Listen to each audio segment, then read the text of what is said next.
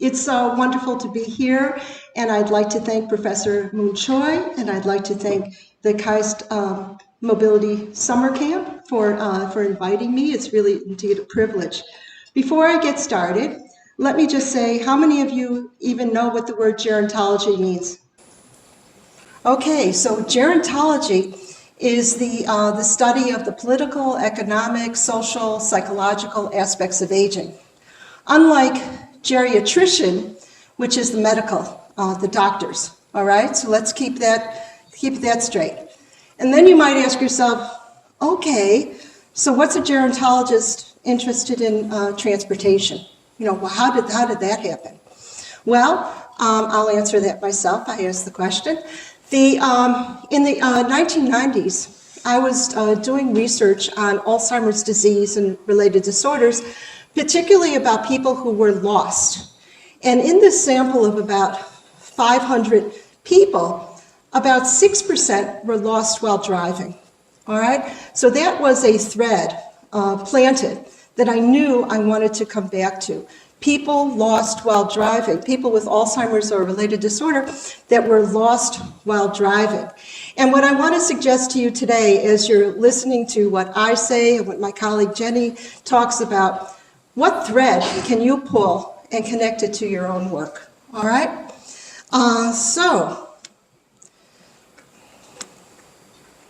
Okay, page down isn't working. Help, please.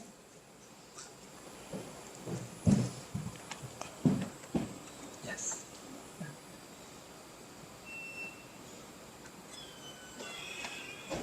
Thank you. And never be afraid to ask for help. So what I hope to review with you, to talk about with you today, is why should you care about aging and community mobility? I want to talk about the age-friendly ecosystem briefly. I want to talk about current driving status in South Korea, what research and overview that I can provide quickly about older drivers. I want to get into dementia and driving, and I know my colleague Jenny is going to get into it a lot more. And I want to talk about the transition to transportation options. And if you're able to be with us this afternoon, then I'm going to go into that specifically more about the transportation options and strategies for mobility.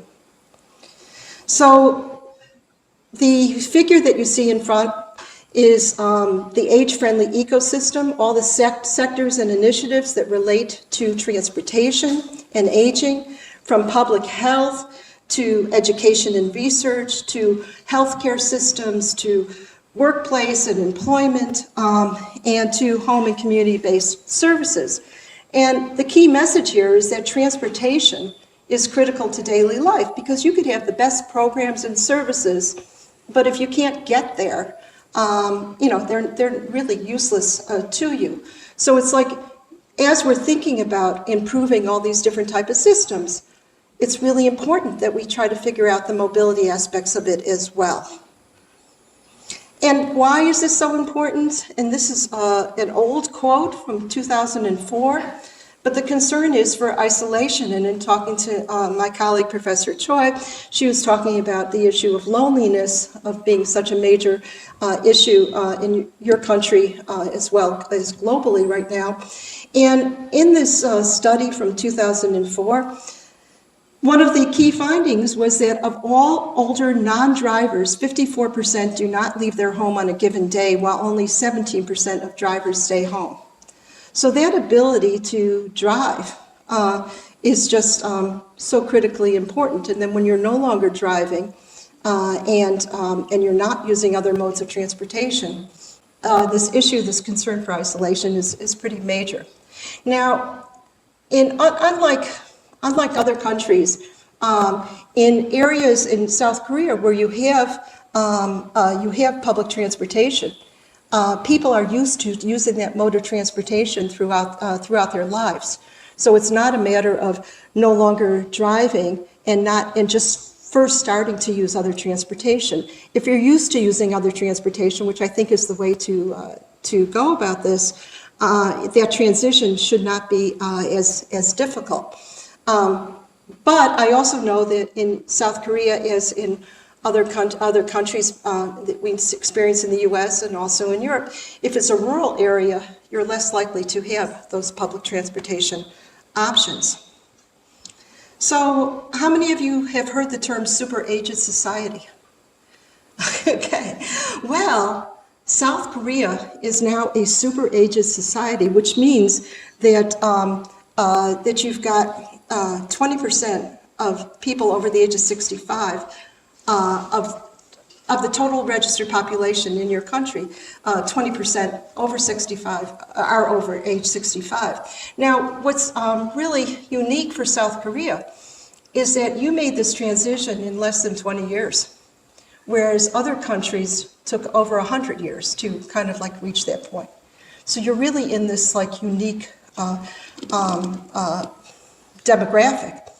And traffic accidents involving people age 65 and older have increased every year from 31,000 in 2020 to 34,000 in 2022, while the number of overall traffic accidents, and we say, have decreased in the population. So this thinking about older people when they're in crashes and crash involvement is something to be concerned about. Now, I've indicated where I've taken my sources. I hope that these are legitimate sources in South Korea, but clearly if I have erred in some way, please let me know about that. What I have gathered is that 80% of Koreans age 18 and older hold a driver's license, and that the National Police Agency data show that 4.38 million people age 65 and over were licensed to drive in 2022, and only 2.6% gave up their license. Now let me just stop on that, and a theme I'm going to reiterate here. It's not about age. It's not about the chronological age. It's about medical conditions that impact critical driving. So please, it's like, solutions that people are just trying to make because of age alone really, in my opinion, is not the way to go. However, the next couple of points I'm going to be making are showing you what the response has been in South Korea and what they've been trying to do in terms of addressing the issue of concern about older drivers. So each year, around 2% of older drivers return their license, with the overwhelming majority refusing to do so. And in 2023, showed that 31%, or close to 32%, are considering giving up their license at some point. And that was reported in 2024. So there's lots of interesting incentives that are happening in South Korea. And again, I'm going to share these with you, but in my opinion, just basing something on age is not the way to go. So you're trying to give out gift certificates. They're increasing the amount of the gift certificates. They're, regional gift cards. And in Seoul, people are given a preloaded card.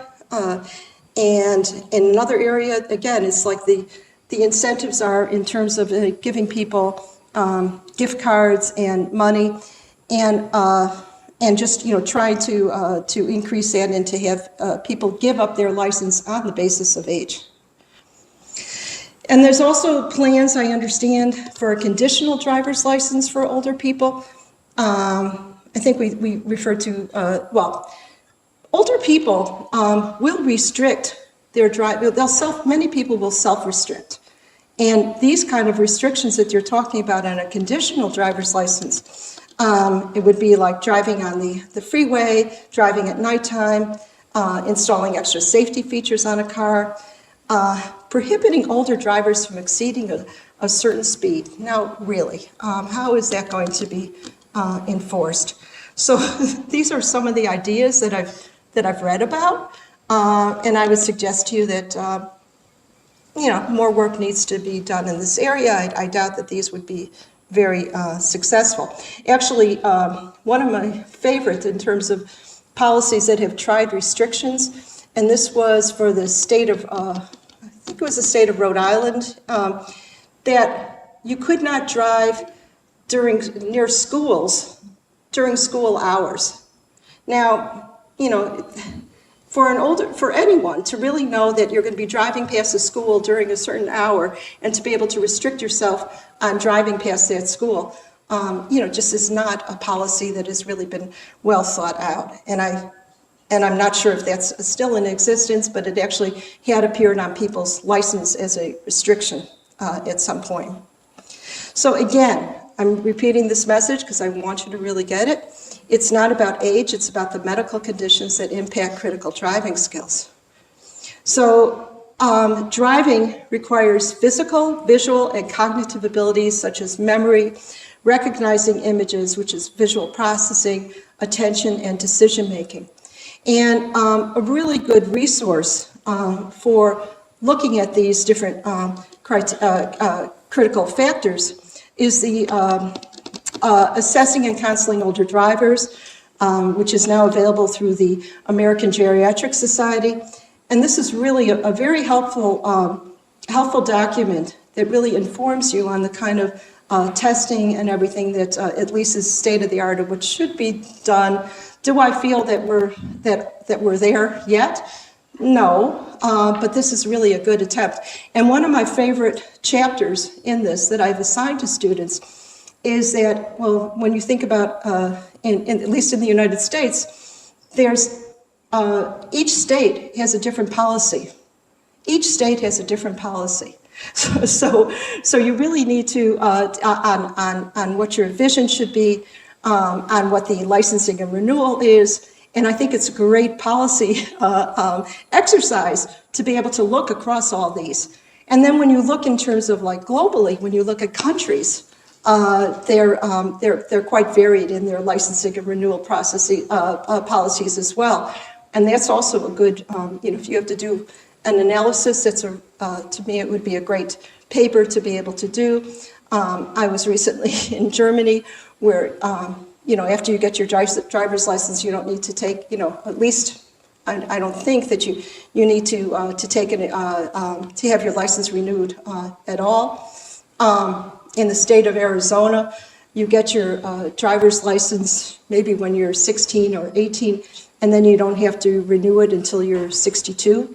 So, I mean, there's a lot of variation, and I think it's a great way to really look at that. I will show you that, you know, when I tried finding images of older people, hopefully this is a Korean woman, I don't see people wearing seatbelts.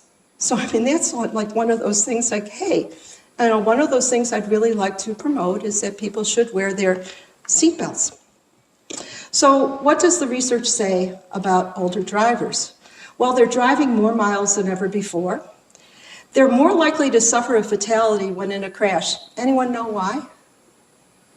Anyone? It's all about fragility, okay? You can't have an older person and a younger person in the same crash. The younger person will walk away from it, probably. The older person is likely to be more injured. And it's like either suffer a fatality or have a serious long-term injury. Now, I've always felt that we don't pay enough attention to those serious long-term injuries. You have an older person with a serious long-term injury, you have changed that person's trajectory for quality of life. Will that person be able to go back to their home in the community? Will that person end up in a long-term care facility, needing rehab and everything? So it's like that variable, serious long-term injury, please pay more attention to it. So most traffic fatalities and crashes involving older drivers occurred during the daytime, occurred on weekdays, and involved other vehicles. Usually those are left-hand turns and intersections. And our colleague from Australia many years ago, Jim Langford, came up with this low mileage being at greater risk. And he had said that, you know, when you have less exposure, when you're not driving that much, you have less exposure, it makes you more vulnerable, right? Because you're not used to that traffic safety pattern. And he had said that it's really about that most older drivers are safe drivers, but it's about 10 to 15% of older drivers who are presumed to be at risk. And that currently there's a few alternatives to driving. And those 10 to 15%, I'm going to suggest to you that those are people with cognitive impairments, and that those are, that's the population we should be, one of the populations that really deserves attention. So risk factors are age, gender, and age-related changes. Drivers age 70 and older have a higher crash rate per 1,000 crashes than middle-aged drivers, and the higher crash rate among this age group are primarily due to their increased vulnerability to injury in a crash, which is what I said about fragility. Across all age groups, males have substantially higher crash rates than death rates than females, and that's usually due to speed and alcohol. And age-related changes in vision, physical functioning, and the ability to reason and remember, as well as diseases and medications, might affect some older adults' driving ability. So, in 2005, I spent a sabbatical in Washington, D.C. with the Department of Transportation and the Alzheimer's Association Public Policy Department. And that's where, at that time, National Highway Traffic Safety Administration was developing their Driving When You Have series. And the kind of medical conditions that are known to impact critical driving skills, I've listed them here. They've, they had these like trifold brochure, and these are still available, that really are for the public, which describes the issue and describes the concern and resources that people should be aware of. Well, they had asked me to develop the one on Alzheimer's disease. So it was really hard, but I said, I don't want the title to be Driving When You Have Alzheimer's Disease. I needed to have them change that to Driving and Alzheimer's Disease. All right, so it was a big win to get that word changed, and those of you who deal with bureaucracies can appreciate that. So not only is it the medical conditions, but when you think about all these medical conditions, you think about the polypharmacy, the medications that people are taking to address these conditions.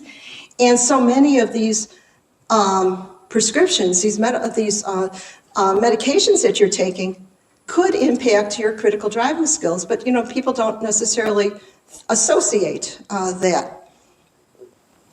So there are lots of warning signs when you should be concerned about someone's impaired driving. Maybe they're getting lost on familiar streets. Others are concerned. You might get police warnings or tickets or near misses. You get honked at often. You have difficulty understanding road signs. Think about this. When you see a sign, you have to be able to visually see it. You have to understand what that sign is asking you to do, and then you need to be able to execute that. So that's a pretty heavy cognitive load, right? 3 different things that you need to do. You might have increased agitation while you're driving. There might be incorrect signaling. You're not using your lane changers. You move into the wrong lane. You drive at inappropriate speeds, meaning that you're too slow or too fast. You stop inappropriately, and I'm going to talk about that later in a few slides, but let me just share with you on a naturalistic driving study that I was involved with. I sat around a table meeting with engineers who were going to be developing algorithms as to what type of behaviors that we wanted measured in the vehicle. And I said, well, it's when the person is driving along and just stops. You're not in an intersection or anything. It's not an appropriate place to stop. And the engineers just kind of looked at me stunned. That happens? And I said, yes, that happens. So when I get into that slide, I'll show you what they developed. You've heard about pedal confusion, confusing the brake and the gas pedals. That really happens. You might see scrapes or dents on the vehicle. And in fact, one of those, I think walk-arounds are so important that you walk around the vehicle that if the older person is the only one who's the driver of that vehicle, you ask, can they explain these different scrapes and dents? And that's really could be an early sign. Or you're hitting the curb a lot. So a message here is that we all should be planning for our non-driving years. Men outlive their ability to drive safely by about 6 years, women by about 10 years, and more than 600,000 people aged 70 and older, at least these are data from the United States, stop driving each year.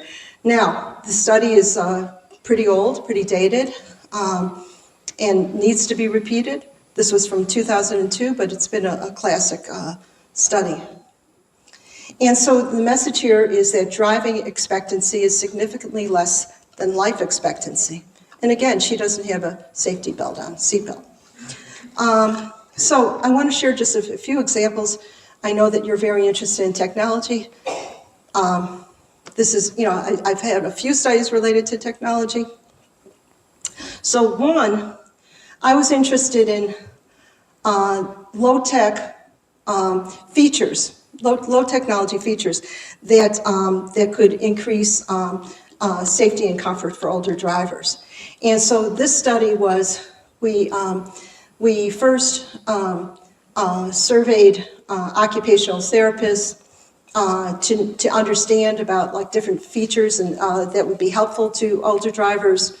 We then created a video which included about 12 of these different features. Actually, after the occupational therapist suggested the list, we then sent it to a Delphi panel of about, I don't remember, maybe it was about 18 different experts in the field to ask, this is the issue we want to address. To what extent do these features address that? And from that, we chose about 12. We then created a video. We showed it to older people in community centers, and then we followed up with them to find out, had they been aware of these different types of features. These are all aftermarket kind of features to use. And we then asked the extent to which they would are they aware of it? Would they consider it? And then six weeks later, we called them again. Did they actually did they actually purchase any of these, or were they planning to? So one was pedal extenders, so that the driver is so a short person can actually reach the pedals, and that the issue, or they might use a cushion, but if they're using a cushion, but then we heard that cushions are not good because of a torpedo kind of propelling kind of thing, that's not a safe thing to use. And the other thing is that often, if there's one car in the family and it's adjusted for one driver, and then that driver is no longer is deceased or no longer driving, and the spouse starts driving that vehicle, it's adjusted for the first driver. It's not really like readjusted for the second driver. So they really, they're not even aware of the distance that they are from the steering wheel, or that, understanding that actually you could lower down your safety belt to make it easier for yourself. Visor extenders to reduce glare. Support handle, this was one of my favorite, and it was from a company in Canada. So it's like you put it in the door jamb, and it actually, gives you that extra support to get in and out of the vehicle. And then also this safety belt, the seat belt extender, if you needed to make it larger. Some others that we also included were the side view mirrors to eliminate blind spots, key extenders. Sometimes in terms of people with arthritic hands, they have difficulty with their keys, although now everything is push buttons, so maybe it's no longer an issue. And then the convex rear view mirror to help eliminate, again, for the blind spots.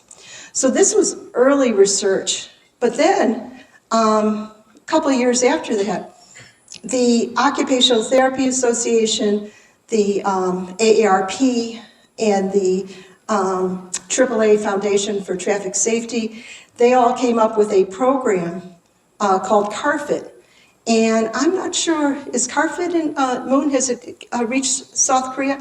Okay, so CARFIT, it's been active in the United States and also in Canada. And I think actually in New Zealand and Australia, they've been doing it too. And what this is it's a non-threatening, and this next slide I'm going to show you is, I don't expect you to read it, but it's a non-threatening way of being able to see how well does the person fit their vehicle. So they have volunteers. It's like if you set up in a different parking lots in the community. The older person, there's no threat of losing your license. It's really just, it's a non-stigma way of saying, like, you know, is your car really matched? Does it fit you as well as it could? And it'll take things like there's to measure, are you 10 inches away from your steering wheel? Is your vision 4 or 5 inches above the dashboard? Are your mirrors adjusted optimally? So it's like a whole checklist, and there's no cost to the individual, and then there's no cost to really running the program either. It's all by volunteers. So that's still very much in use. I think it's a really nice program, and it's something that's kind of there for you. So, as I said, most older drivers cease or restrict their own driving when they experience changes in their ability to drive, but some don't. And self-regulation is limited, particularly in persons with dementia, because when you think about the 10 warning signs of someone with Alzheimer's or related disorder, one of them is that they lack insight.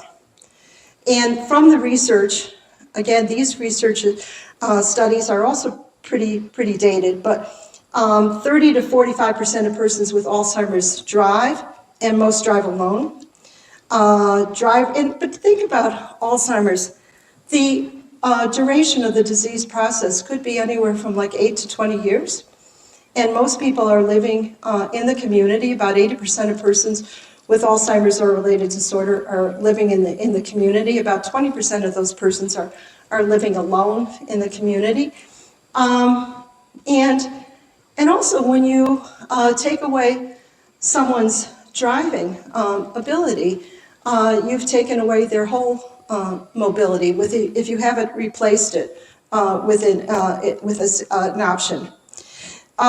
Drivers may continue to drive after becoming lost. So actually, so let's say a person with Alzheimer's or related disorder gets lost while driving, and their license is then taken away. Well, if I don't have if they don't have a license, that doesn't mean that they're going to stop driving. Okay, so it's like, think about that.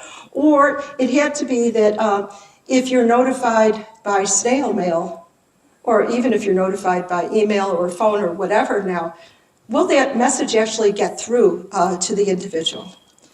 Now, there's studies that some drivers relied on co-pilots. So the interesting thing here is that, particularly with this cohort of older people, you've taken away his license, you've taken away her mobility, the spouse. So where is her incentive to really have him stop driving? Okay? So there have been, I can recall talking to occupational therapists where the spouse is actually touching his knee to say brake. It's like listening to these occupational therapists who have done these driving assessments is just incredible. So it's not just about the dementia. So when we think about Alzheimer's, you don't just think about, we know that as you get older, you're more likely to have more chronic conditions. So if you have Alzheimer's, you're also having other chronic conditions. And people with Alzheimer's, on average, have at least 3 other coexisting medical conditions. And of the major ones, it could be hearing impairment, cardiac, arthritis, hypertension, and then also psychological well-being is also likely to be a comorbidity as well, including depression, anxiety, delusions. So again, you don't think about a cognitive impairment like such as Alzheimer's or related disorder is really occurring by itself. So the impact on critical driving skills compared to the general driving population, drivers with dementia are at increased risk for unsafe motor vehicle operation, 4 to 7 times likely to have a crash. And these others I've already described. And so the concern is not simply that individuals with dementia should or should not drive, but their driving skills will predictably worsen. So South Korea and dementia. So South Korea was the first country in Asia which set dementia as a national health priority and introduced 4 national dementia plans between 2008 and 2021. In South Korea, the prevalence of dementia is estimated to be about just over 10% among those 65 years and older, with projections rising to about 16% by 2050, impacting an estimated 3 million people. Okay, so now I'm going to get into a little bit about the one naturalistic driving study that I was involved with.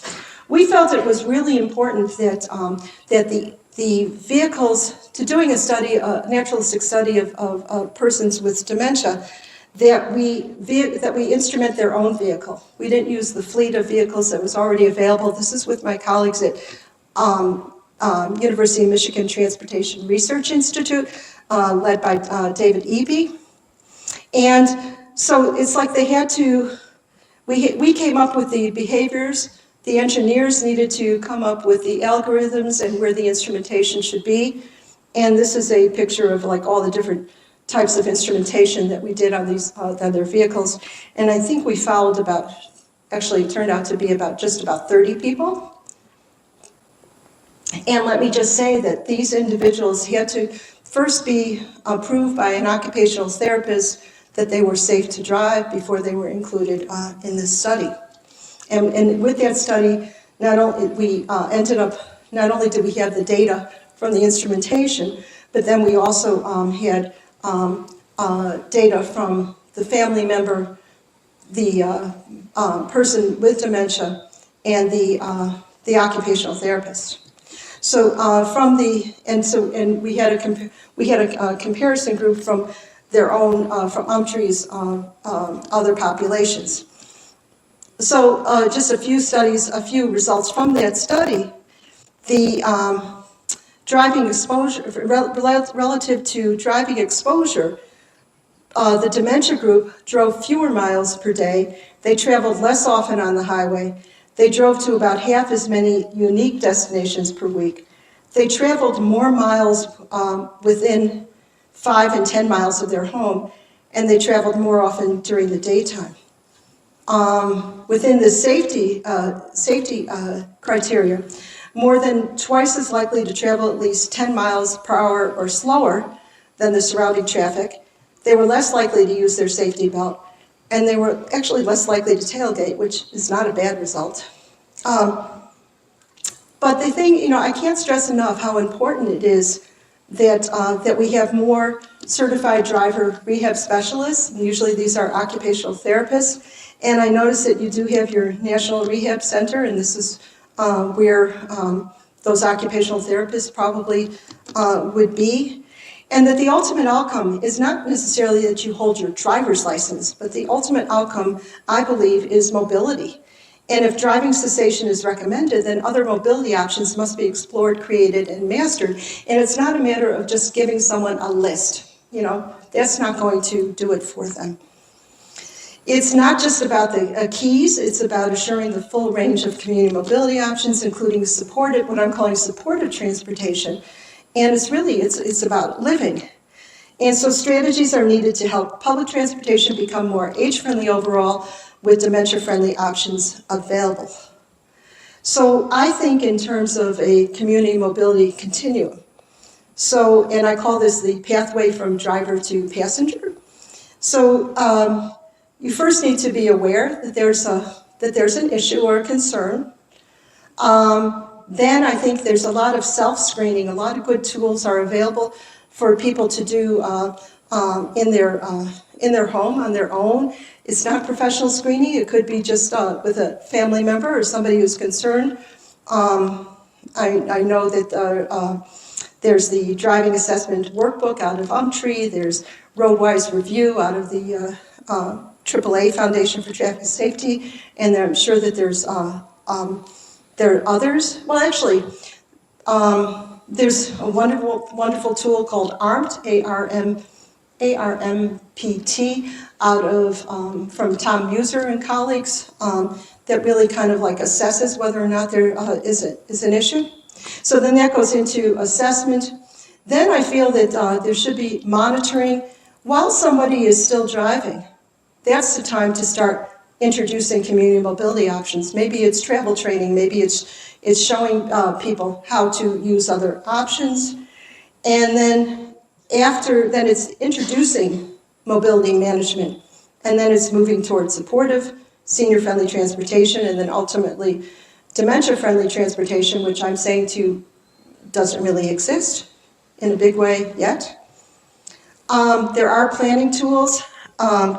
If it's still available on our CDC, Center for Disease Control website, I'm not sure how much has been taken down from there, but the mobility plan is a good one. And then our colleague, Ann Dickerson, an occupational therapist, has come up with a wonderful website called Plan for the Road Ahead. And I suggest that you look at this website. She's got great videos on it. And she's got great, questionnaires and things. I've had students take her questionnaire and try it out with family members or people that they know that hadn't really even introduced the topic, hadn't really thought about what they would do if they were no longer driving. I think it's important to follow and contribute to the science and practice. I am an associate, and Moon has been one as well, an associate editor of the Journal of Transport and Health.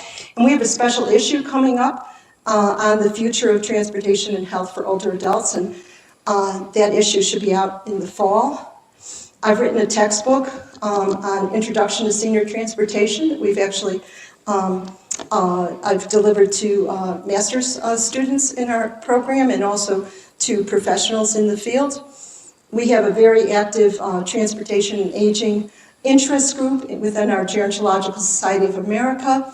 And even if you can't get to attend the meetings in person, there's a lot of virtual stuff happening, and you certainly could be, you don't even have to be a member of GSA to be part of an interest group. So I think that that's something worthwhile. But I will say, as a student, it's the best time to join professional organizations because the registration and membership is so much more reduced. And of course, the Transportation Research Board, which you likely have heard about. I want to thank two alum from our PhD program in gerontology. They're both Korean, Dr. Bon Kim and Dr.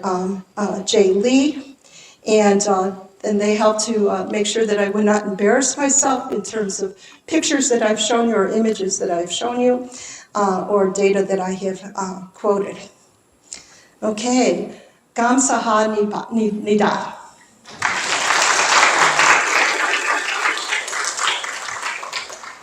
Okay. Questions, anyone? Okay, yes. Hi, can you hear me? I can hear you perfectly. Thank you for your presentation. Actually, the one person that was on my mind throughout the whole presentation was my mother. So I grew up, my mom was very good in driving. So actually much safer than me. And recently, even before I came here to Korea, I've already noticed the warning signs that is happening with her. Her spatial awareness were not getting better. She could not estimate already how to use it and those stuff. And then just recently, she had a mini heart attack. She's okay now, but I am much more worried with her right now, but she's also stubborn.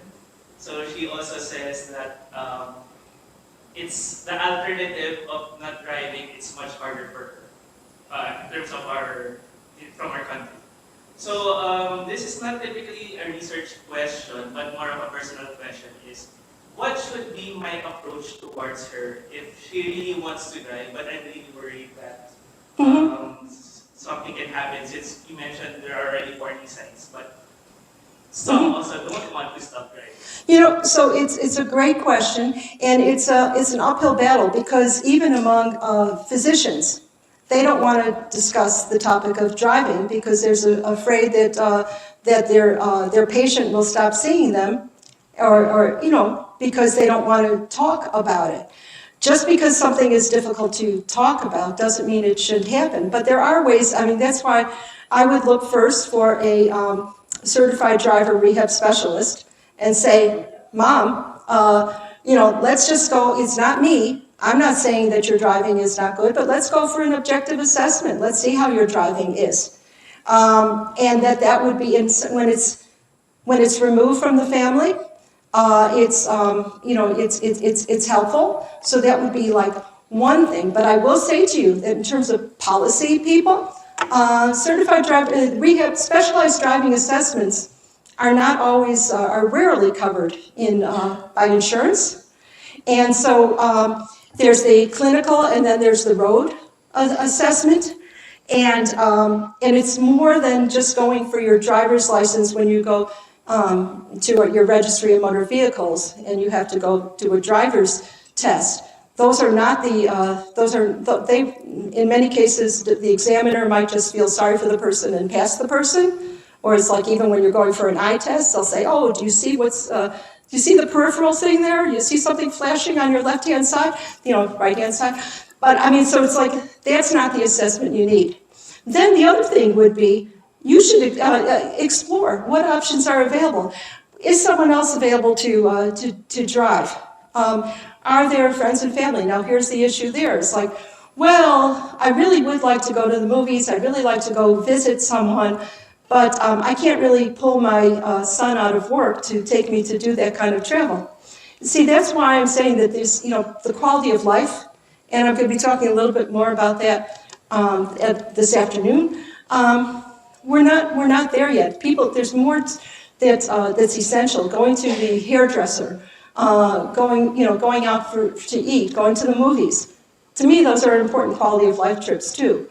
So I have not given you a direct answer because we need those solutions. But you can't ignore it. You shouldn't be blind to it. You should start having the conversation and start trying to figure out, okay, Mom, if you weren't able to drive, how would you, how would you get there? How what solutions can we come up with? Now, Uber and Lyft or ride sharing, that's been interesting. And if people, there's something called Go Granddaddy, or in the States there are other programs.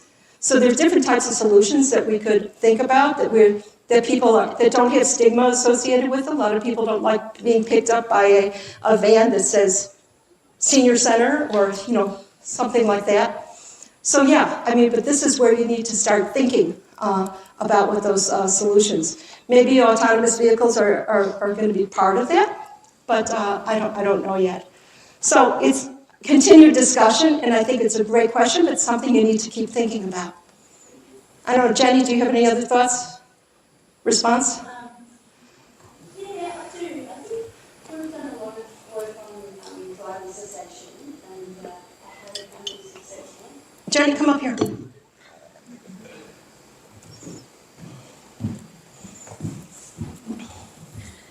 Yeah, firstly, I think every point that Nina made was exactly spot on. But I think too, we've done some work on driving cessation and how people can do that successfully. And the key thing is to plan ahead and then being able to make that decision yourself, or your mother to make that decision herself. That's a psychological thing, that if you can make that decision yourself, you're okay. You know, you've done that yourself rather than having your licence taken away from you. Thank you. Any other questions?